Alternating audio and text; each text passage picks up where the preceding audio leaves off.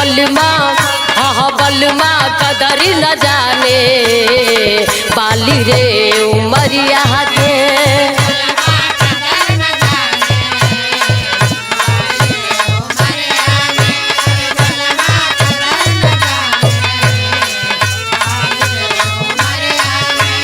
राखे ख्याल हरदम हाँ राखे ख्याल हरदम अरे किस करेला गलिया में बलमा अरे बलमा कदर न जाने बाली रे उमरिया के।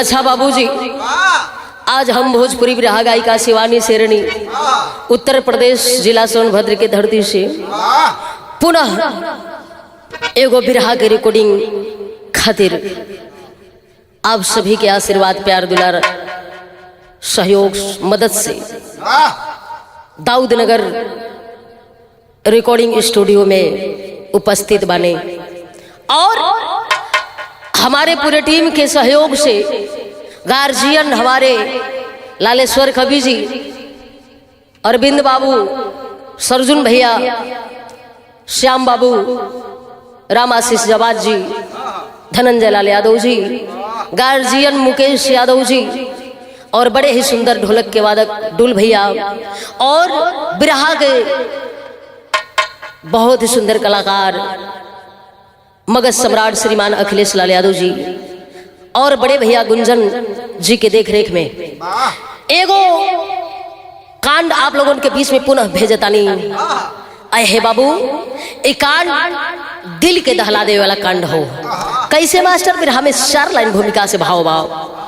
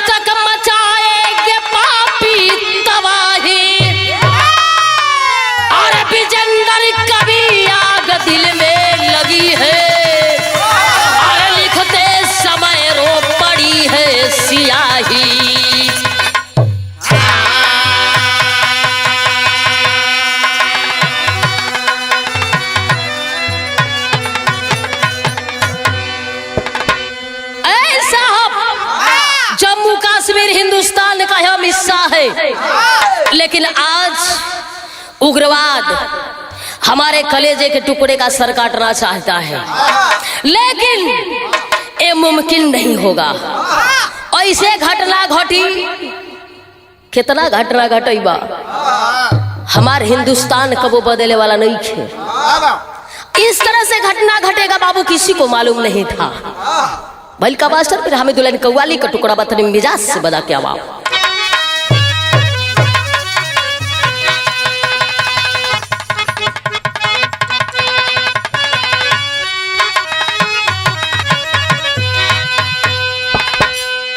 वाह, कोई कव्वाल खूब सजा के गौलन। कैसे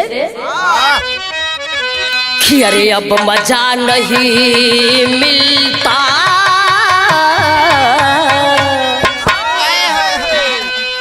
अरे अब मजा नहीं मिलता, अरे दूर रह के जीने में,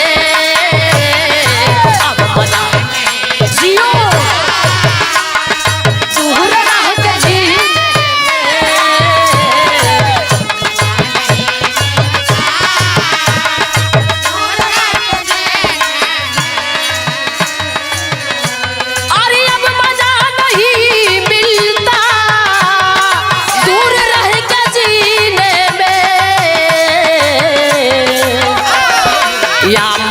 बुला लेना, या मदी बुला लेना, अरे मुझको भी मदीने में, या मदी बुला लेना, अरे मुझको भी मदीने में। ओ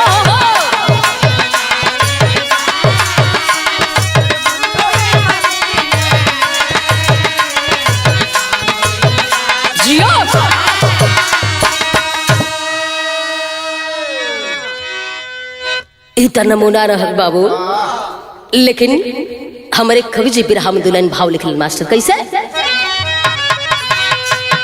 अरे पापियों के पापों से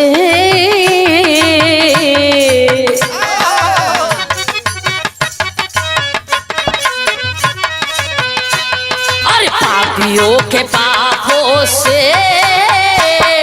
आसिमा भी लखती है,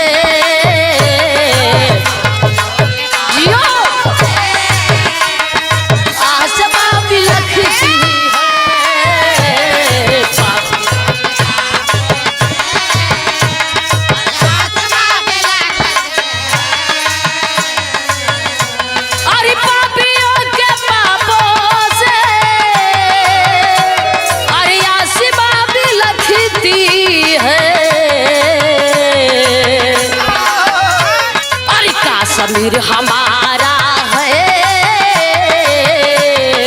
कश्मीर हमारा है, अरे नहीं करीब बहुती है, कश्मीर हमारा है, अरे नहीं करीब बहुती है।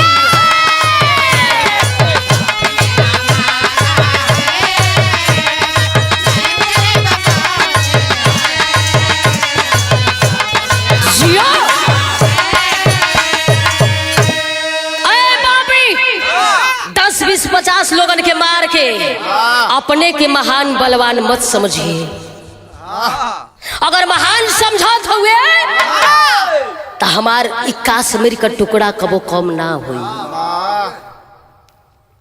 बाबू हो, ये हमार देश ऐलान कैले बा, कैसे ऐलान कैले बा मास्टर? कहानी यही जैसे शुरुआत बा। आवा जियो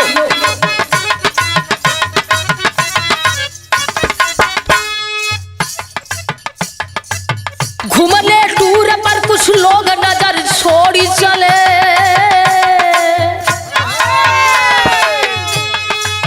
घूमने टूर पर कुछ लोग नगर छोड़ चले, हुआ आजाद देश फिर भी मुख को मोड़ चले।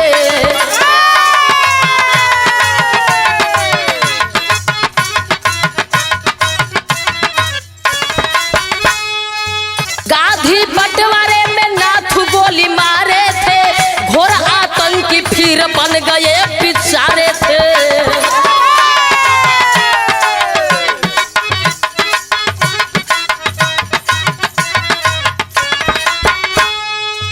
पाकिस्तान जो आतंक की हकीकत है, हिंदुस्तान में हिंदुओं की फजीहत है।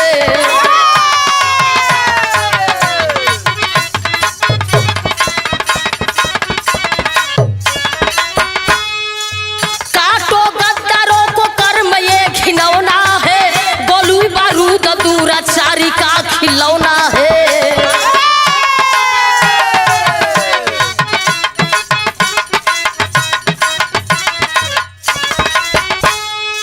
घटना घटी पहलगाम की नगरिया हो, घटना घटी पहलगाम की नगरिया हो, नरसंहार हुआ कश्मीर सहरिया हो।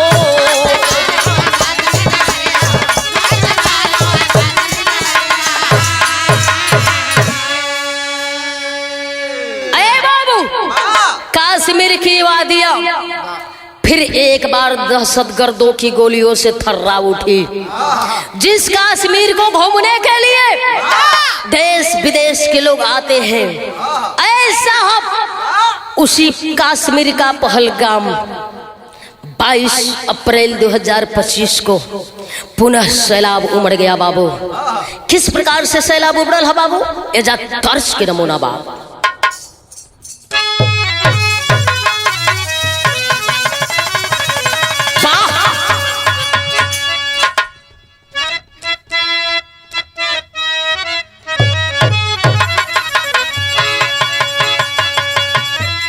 खियर माई हो ललनवा दैदा, अरे बहिनी हो बिरनवा दैदा, अरे देशवा के खातिर अपने, देशवा के खातिर अपने गोदी का रतनवा दैदा, माई हो ललनवा दैदा, बहिनी हो बिरनवा दैदा।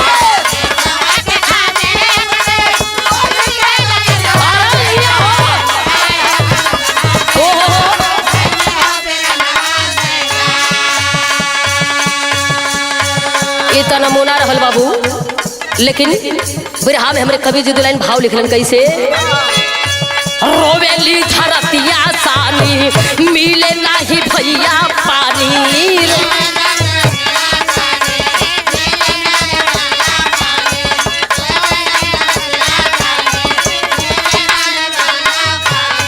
ताड़ा ताड़ा गोलियां चलली, ताड़ा ताड़ा गोलियां चलली, गोली नाही पाई जानी, रोवेली धरतिया सानी, मिले नाही भैया पानी।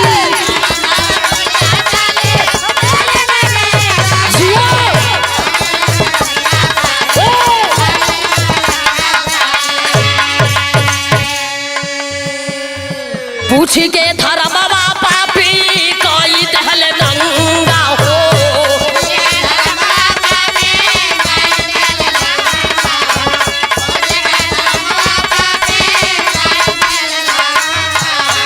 आवे ना दराद पापी बनी गईले रंगा हो,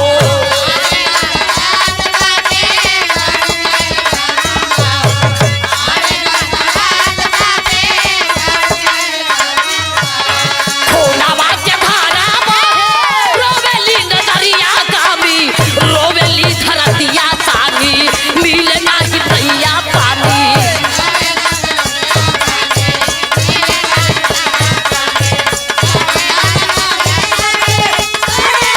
जियो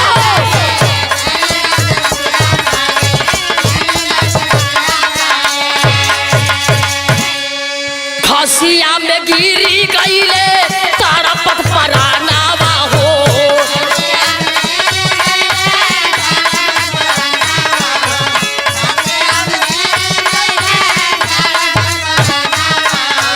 कोई ना सहैया सब कर टूटले सपहनावा हो,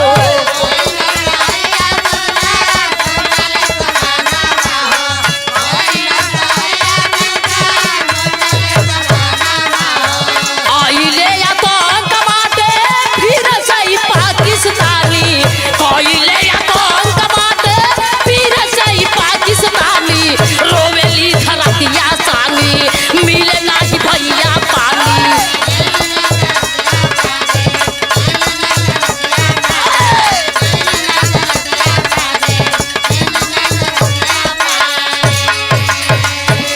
ऐसा जम्मू कश्मीर पहलगाम एक पर्यटन स्थल हो, जहां देश विदेश के लोग घूमे बदे गईलन, आवत हुवन जात हुवन। कितने लोग हनीमून मनाने के लिए गए और कितना लोग अपने बचवा का बर्थडे मनावे गईलन, अपन साल गिरह के एनिवर्सरी मनावे गईलन। आय है वहाँ लोग टट्टू यानी कि घोड़े की सवारी करके लोग घुमा करते थे। घुमा था अचानक से कुछ आतंकवादी वर्दी में अलन है और आकर के लोगों से सवाल पूछना तैयारी कर दिए। सवाल कौन पूछलन भैया? सवाल पूछो तो किस धर्म से हो, कौन सा धर्म तुम्हारा है? कैसे सवाल करे बाबू? टेरी में लाइन हो।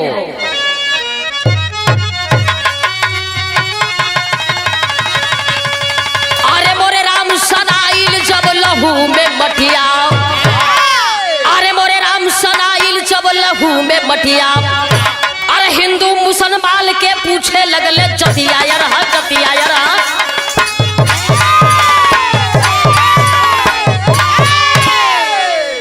ऐसा पर्यटक के लोगों से सवाल किया जो डर से मुसलमान बताता था कि मैं मुसलमान हूं, उस व्यक्ति से कलमा पढ़वाता था। वह वर्दी वाला पाकिस्तानी उस व्यक्ति से कलमा पढ़वाता, बोलता कि तुम कलमा पढ़ के सुनाओ। जो कोई कलमा पढ़ता तो उसे छोड़ दिया जाता था। लेकिन जो अपने आप को हिंदू बताता था कि मैं हिंदू हूं, अहे बाबू हिंदू का नमवा सुनते पापी बदकारी हो, तुरंत गोली मारे शुरू करलस। और जब गोली मारे लगल तब बैलकाबा से तर्ज बदलल हो।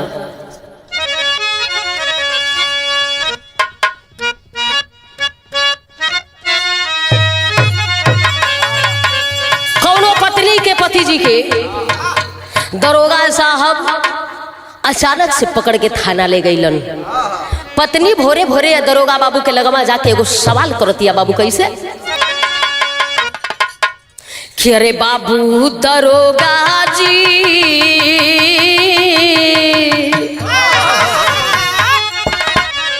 अरे बाबू दरोगा जी, अरे कवन गुनहिया बंधल पियावा मोर, बाबू दरोगा जी।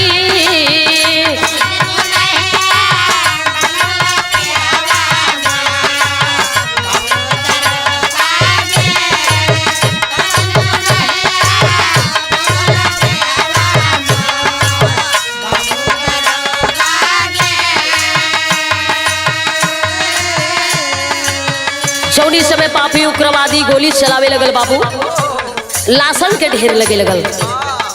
जब लाशन के ढेर लगे लगल तब लोग देखत हुन, माता बहन देखत हुन, झरझर झरझर आंख से आंसू गिरत बा। सवाल करत हइन कि अरे मोर बीराना हो,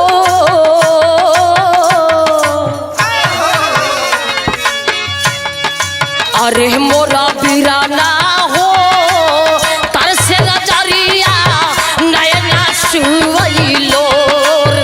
अरे मोरा बीराना हो।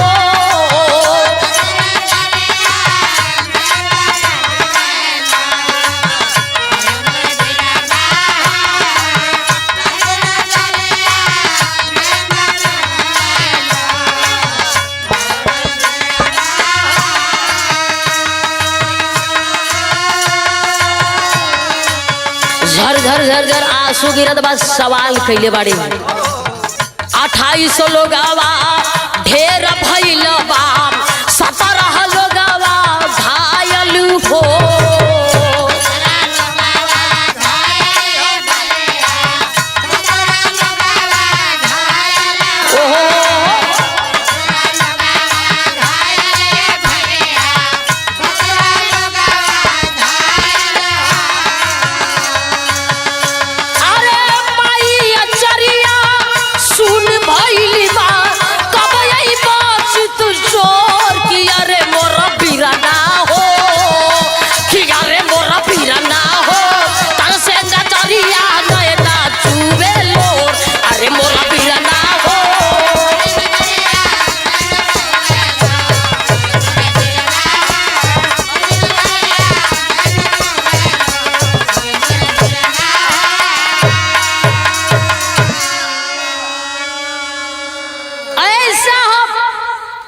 उस जगह का नाम लेने से डर लगता है।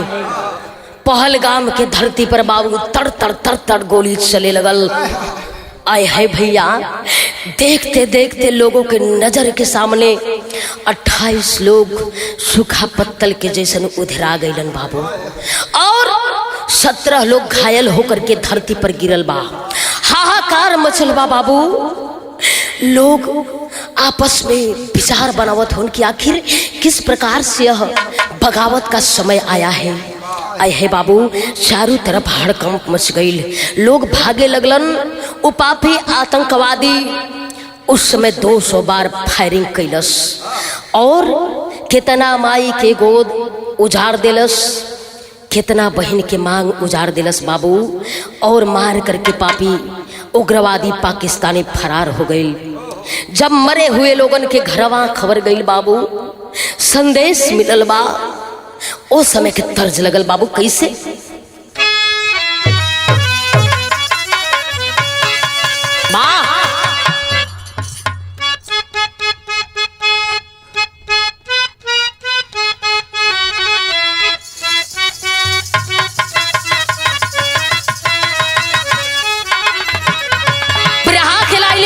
गौलन केरे आइल मलेटोरिया से ये बखबरिया मुहावा से निकाले ना पतिया।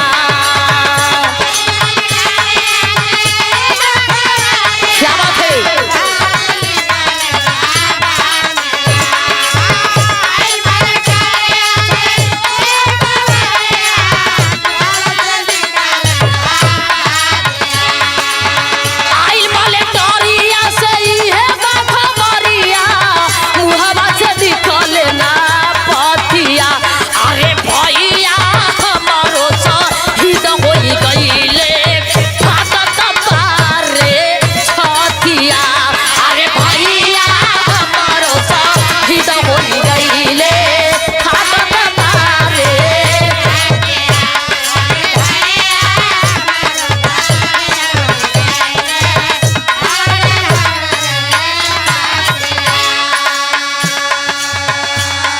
तो तर्ज रहल बाबू, लेकिन भाव में हमरे कवि लिखलन जौनी समय तड़पत हुवन लोग धरती पर गिर करके, उस कश्मीर की उस घाटी में गिर करके लोग घास के ऊपर बिछ के और तड़पत हो रहे समय के भाव लोग कवि जी लिखलन कैसे।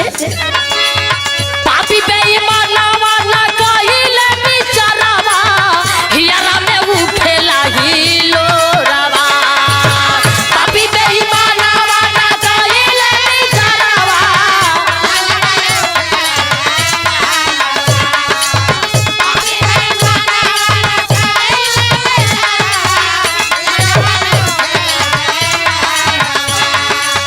पापी बेईमानवा ना कइले बिचारावा हियरा में उठेला ही लोरावा।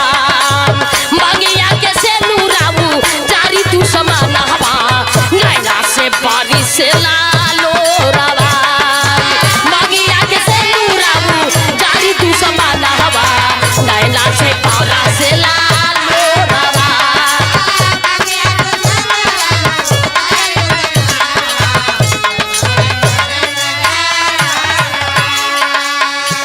उस आतंकवादी से माता वही सवाल करती है, पापी अरे तू किधर से आया है रे। न तेरे जात का ठिकाना है न तेरे माँ बाप का ठिकाना है, आखिर तू कौन है। पवन मतारी तोहरी जाति ना ठिकाना वा।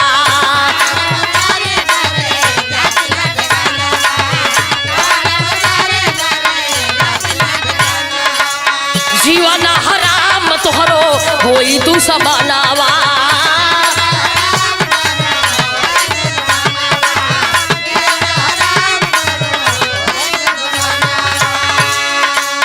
पछड़ा के बिना जैसे तड़पेले गैया बनवा में तड़पेला मोरवा। पछड़ा के बिना जैसे तड़पेले गैया। क्या बात है।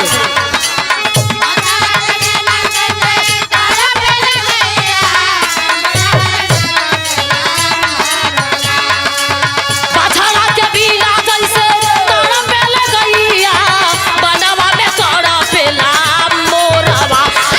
मांगी के सिंदूरा बाबू जारी तू समानावा नैना से बरी से लालोरावा। अरे मांगी के सिंदूरा बाबू जारी तू समानावा नैना से बरी से ला।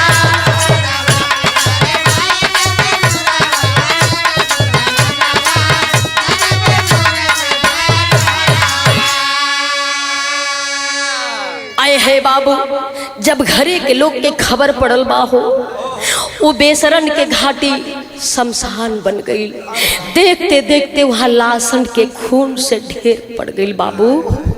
लोग बौखला गईलन, अपने पति बेटा भाई बाबू के लाश जब देखे बाबू तड़प के रोए, मतारी बहन पत्नी घायल लोगन के जब देखत बाड़ी तब वो जू झझरत बा।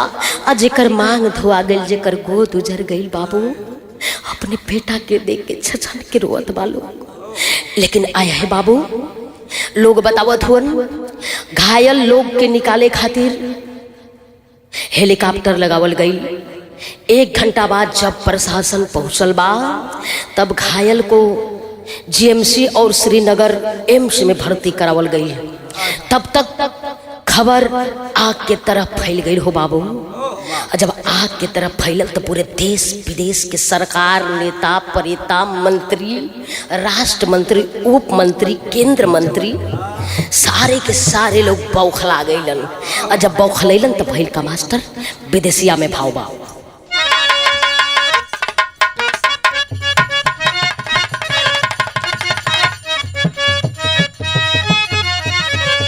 कर दुखद खबरिया बा ए बाबू डूबल नेवरिया हो। अरे मचल हल्ला सब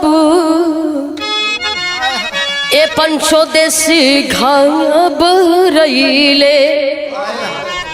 साहस कैले पापी अरे जग में एलन हो। अरे मारी करी के गोली बाबू, अरे तब पपिया परइले। मोदी योगी अमित शाह अरे सुनले खबरिया हो। अरे घटना के सुनी सब अरे लोग बौखलैले। आए है बाबू, जोनी समय 22 अप्रैल दिन मंगलवार के लगभग 2 से 2:30 बजे के बीच दिन में जब आतंकवादी अपना हड़कंप मचाया और लोगों को मार करके और जब भाग गए बाबू, इस घटना को सुन करके पूरे देश की जनता बौखला गई। बताया जाता है इसी प्रकार की घटना 25 साल पहले आतंकी हमला 2000 में अमरनाथ बेस कैंप में हुआ था। 30 से ज्यादा लोग मारे गए थे और 60 लोग घायल थे। और इसी प्रकार का आतंकी हमला 2019 में पुलवामा घाटी में हमला हुआ था। और फिर से 2025 में नरसंहार किया गया बाबू। अब हमें और आपको चैन नहीं है। कब तक चैन नहीं है? जब तक मेरा बदला पूरा नहीं होगा। कैसे मास्टर? सोलरिया में भाव भाव।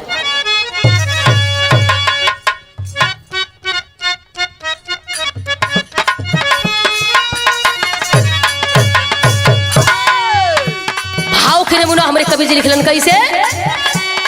अरे खैले अमेरिका रूस ये लांडावा, खैले अमेरिका रूस ये लांडावा, कहवा जाइबा हो दुश्मनवा की तोहरी घेरली मौतियाना, कहवा जाइबा हो दुश्मनवा तोहरी घेरली मौतियाना।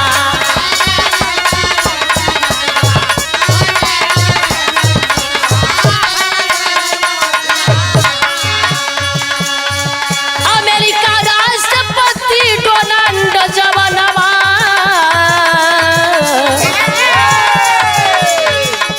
भारत साथे करी है बलनवा, भारत साथे करी है बलनवा, हो यार पार के लड़ाई, हो यार पार लड़ाई, कहवा जाइबा जान बचाई कि तोहरी घेरली मौतियाना, हो यार पार की लड़ाई, कहवा जाइबा जान बचाई रे तोहरी।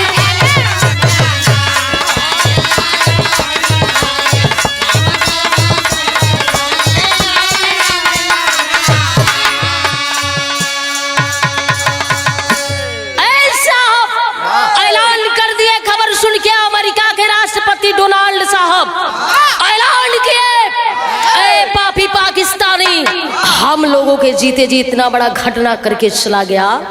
तो ये मत समझना कि मैं जिंदा बच जाऊंगा। जिंदा बचना नहीं है तुमको, तेरा बदला लेके रहूंगा। जब तक बदला नहीं चुकाऊंगा मेरे दिल में तसल्ली नहीं है। भैल का बासर पापड़ में भाव भाव।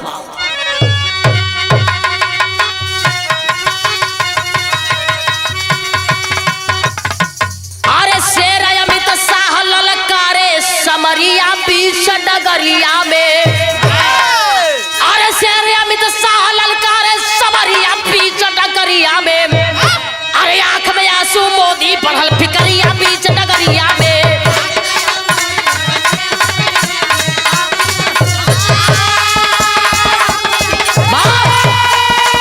बहुत अच्छे बहुत अच्छे।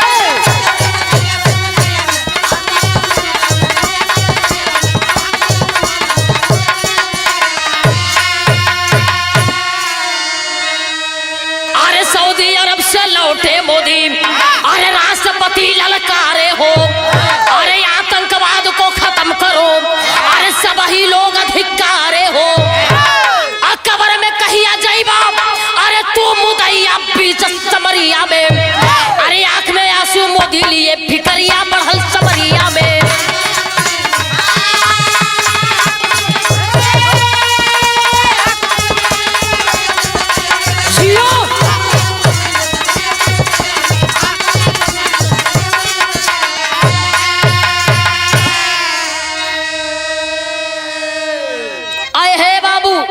सारे नेता मंत्री राष्ट्रपति बौखलाए हैं।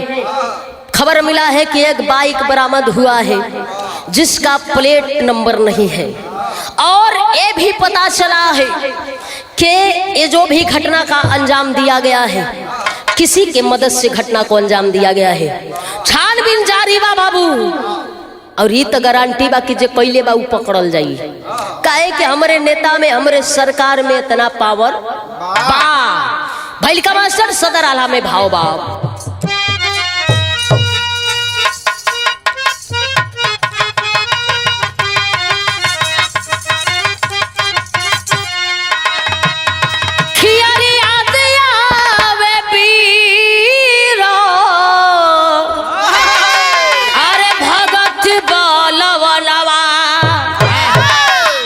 शिवाजी समरिया में तेहगावन का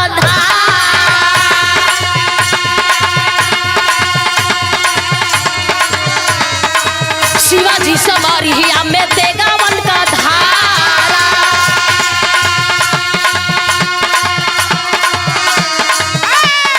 राणा यो सुभाष बाबू भैले बलिदाना।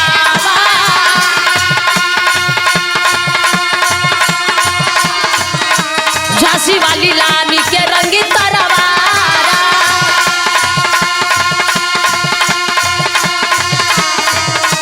पापी अंग्रेज गईले छोड़ी के बताना।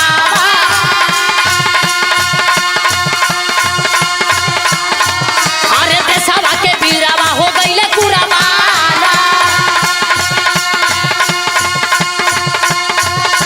मोदी योगी समर में फाड़ के पगनिया। अरे आप ही तो साह करे वाला में बेचारा। बीजेपी बिरला ससुरावा के जोशे। शिवसेना शक्ति बजागा में बहारा। अरे भइल उधगोस्त बहिन के नगरिया। अरे किरतिया मारा बाटे जाने लगा।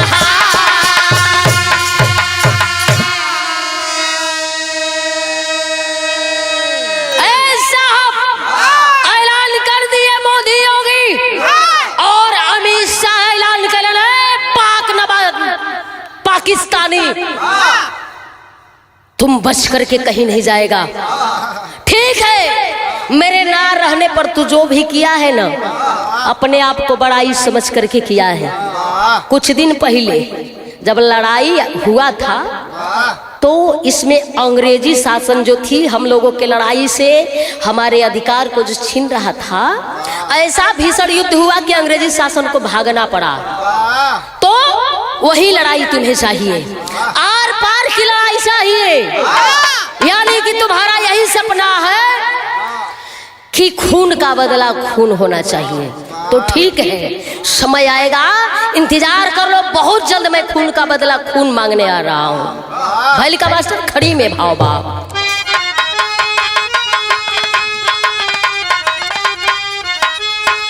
अरे कहिया पापियन के कबर में अरे धसईबा मोदी जी, अरे त डूबल धर्म के नेवरिया बचईबा मोदी जी।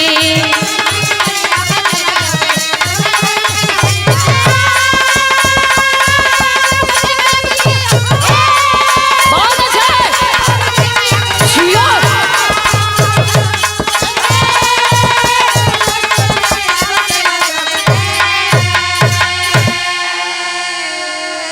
अरे यार पार के करा लड़ाई, अरे फिर पापी ना आई, अब बंदे मातरम लगल बनारा, अरे जग में नाम गवाई। अरे खून का बदला खून पापी के, अरे लहवाई बा मोदी जी, अरे त डूबल धर्म के नवरिया बचई बा मोदी जी।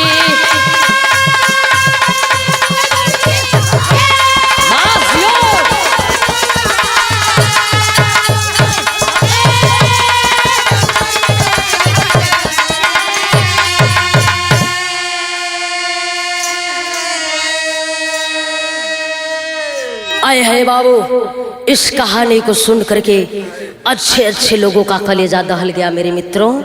सारे लोग मिल करके मरे हुए लोगों को अंतिम श्रद्धांजलि देने का काम किए, और जो जनता घायल है इलाज करवा रहे हैं।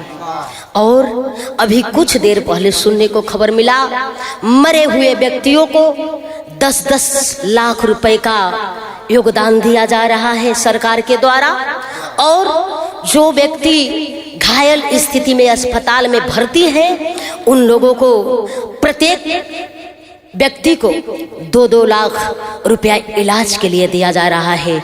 लेकिन ए बाबू, हम बताइला, हमरे कवि जी के कलम सवाल कैले बा, 10 लाख 20 लाख देला से का होई, ये पैसा रुपया देला से का होई। हमरा के तसल्ली मिली का, जिस प्रकार से नरसंहार कैले बा वैसे पाकिस्तान में नरसंहार हुई, तब ये हमारा ऐलान हो, हमें खून का बदला खून चाहिए। पैसे से कुछ नहीं होने वाला, पैसे से क्या किसी का जीवन वापस हो सकता है, किसी का बेटा मिल जाएगा, नहीं मिलेगा। तो ये मेरी और मेरे हिंदुस्तान की, मेरे कश्मीर की जनता की आवाज है, खून का बदला खून चाहिए। भैल का मास्टर आखिरी में भाव भाव। गुरु बिहारी गुरु गणेश चंद्रिका जी सैलानी, अरे लिखते कवि विजेंद्र तब नैनों से आता पानी हो।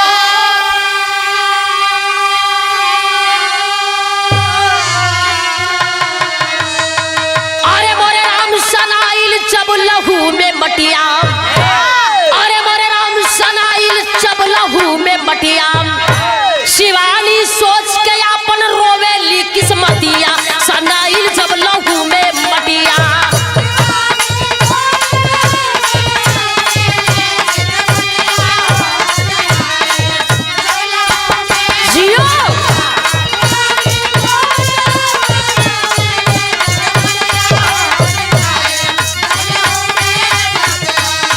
अरे जन्म जन्म का साथ है हमारा तुम्हारा, तुम्हारा हमारा, जन्म जन्म का साथ है।